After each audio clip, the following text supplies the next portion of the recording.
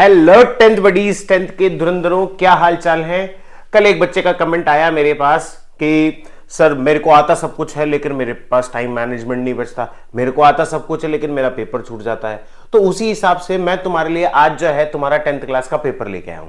ये बेसिकली तुम्हारा previous year paper है और आज हम कोई पेपर डिस्कस नहीं करेंगे। हम सिंपल सी बात है कि साइंस के पेपर में पूरा पेपर को कैसे सॉल्व करें, कैसे उसको टाइमली प्रॉपरली कर ले और मैक्सिमम से मैक्सिमम मार्क्स स्कोर करें, उस चीज को हम थोड़ा सा देखते हैं। देखो, साइंस के पेपर में जो पहला पेज होता है वो इस तरह का होता है, लेकिन ये पहला पेज मैंने क्यों लिया है यहाँ पे, क्योंकि यहाँ पे एक पॉइंट दिया है 15 मिनट का time.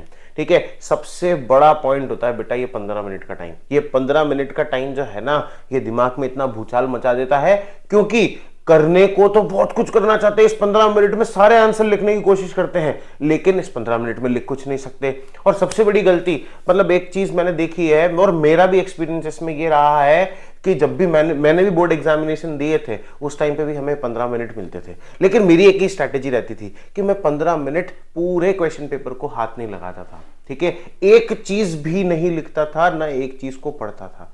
That is totally madness. मतलब क्योंकि क्वेश्चन पेपर जो है उसके अंदर आप 15 मिनट अगर नहीं पढ़ रहे हो तो मतलब सबसे बेकार काम होने वाला है। लेकिन 15 मिनट में एक शब्द भी नहीं पढ़ता था, क्योंकि सब चीजों को मैं लेयर बाय लेयर दिमाग में जमा के लेके गया था। अगर मैं 15 मिनट पढ़ लेता तो बेटा ये दिमाग की सारी लेयर्स जो है ना वो खुल जाती, और खुलने के बाद कोई भी लाइब्रेरी के अंदर यूं सपोज करो कि बुक्स अगर जमी हुई हैं, ठीक है, और उन बुक्स को बिखेर दिया जाए तो किसी भी बुक को ढूंढना कितना मुश्किल हो जाएगा।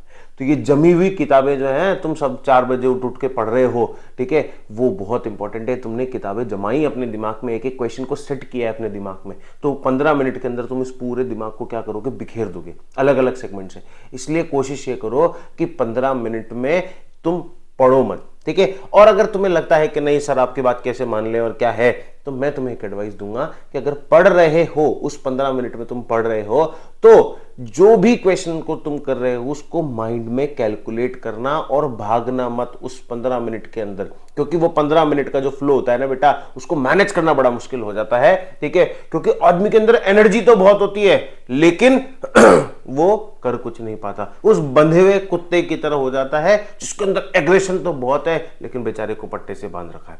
तो उसकी एनर्जी का क्या है, वो दैट इज कंप्लीटली वेस्टेज है। ठीक है, सो इसलिए हमें वो 15 मिनट को बहुत तरीके से, तुम्हारा कॉल रहेगा कि तुम्हें उस 15 मिनट में क्वेश्चंस को सॉल्व करना है कि तुम्हें उस 15 मिनट में कुछ भी नहीं करना है। ठीक है, तो 15 मिनट को बेटा बहुत अच्छे से यूटिलाइज करना। ठीक है, इसके बाद हम क्वेश्चंस की बात करते हैं। सेक्शन ए के अंदर एक मार्क्स के क्वेश्चन है, एमसीक्यू क्वेश्चन है। मैं सजेस्ट करूंगा कि उस 15 मिनट में इन एमसीक्यू को निपटा दो।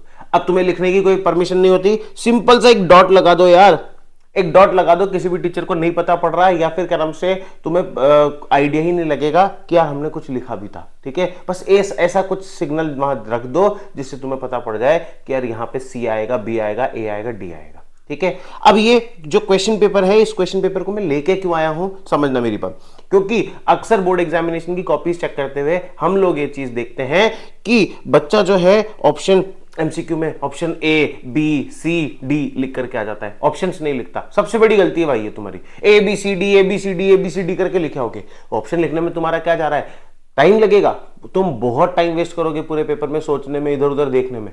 मत करो। ठीक है, इससे बढ़िया तो आंसर लिखो। जैसे तुमने ये लिखा कि हाँ ये मेरा आंसर नंबर 1 है और इस आंसर नंबर 1 का बी ऑप्शन है, और बी ऑप्शन का जो है सपोज करो कि मेरा कोई भी आंसर है प्रेसिपिटेशन है।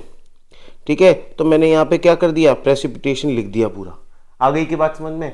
अगर इस तरह से तुमने कर दिया तो तुम्हारा टाइम जो है, मतलब तुम्हारा जो प्रेजेंटेशन है वो अच्छा जाएगा बेटा। ठीक है, सेकंड इंपॉर्टेंट चीज, एक बार अगर सेक्शन ए चालू कर दिया तो सेक्शन ए को कंप्लीट ही करना। ठीक है, और मैं ये कहूंगा कि सीक्वेंस को फॉलो करना बेटा। अगर सीक्वेंस को नहीं फॉलो कर रहे हो ना तो प्रॉब्लम आएगी।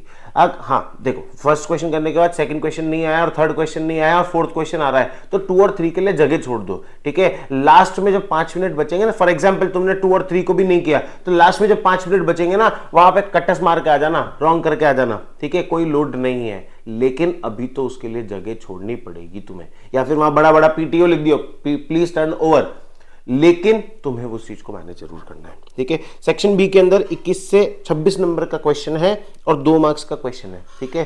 तो इसको बहुत ध्यान से लिखना है, 2 या 3 लाइन में लिखना है, टू द पॉइंट बात करनी है, फालतू की बकवास नहीं करनी है, पैराग्राफ में नहीं लिखना है। और उस टू द पॉइंट में भी जो तुम्हें लगता है कि ये हाईलाइटेड वर्ड है, उस हाईलाइटेड वर्ड को कोशिश करो कि उसको अंडरलाइन कर दो।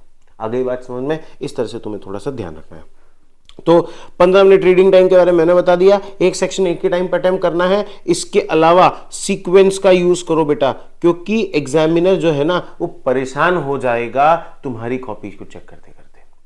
जब हम भी कॉपी चेक करते हैं ना, किसी कॉपी के अंदर 1 नंबर से लेकर के 5 नंबर तक क्वेश्चन जमे हुए आते हैं तो हमें बहुत अच्छा लगता है, लेकिन किसी ने 5वां पहले कर रखा है, फिर पहला कर रखा है, फिर तीसरा कर रखा है, फिर दूसरा कर रखा है, फिर चौथा कर रखा है, तो उस बच्चे के ऊपर पहले ही गुस्सा आने लग जाता है। और गुस्सा आने का मतलब है कि तुम्हारे मार्क्स बिगड़ने वाले हैं, ठीक है। तो सीक्वेंस को फॉलो करो, सबसे इंपॉर्टेंट चीज, ठीक है। टू द पॉइंट बात करो, प्रेजेंटेशन पे बात करो। आगे बात समझ में, इन सब चीजों का अगर फोकस रखोगे तो पेपर बहुत आराम से जाएगा।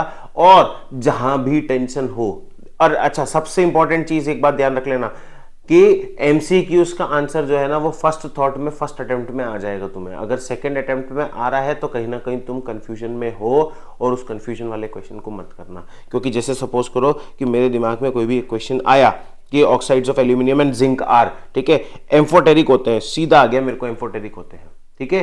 क्योंकि एसिडिक, बेसिक, एम्फोटेरिक और न्यूट्रल, मतलब मेरा पहला थॉट किस पे गया, एम्फोटेरिक पे, तो amphoteric is the correct answer.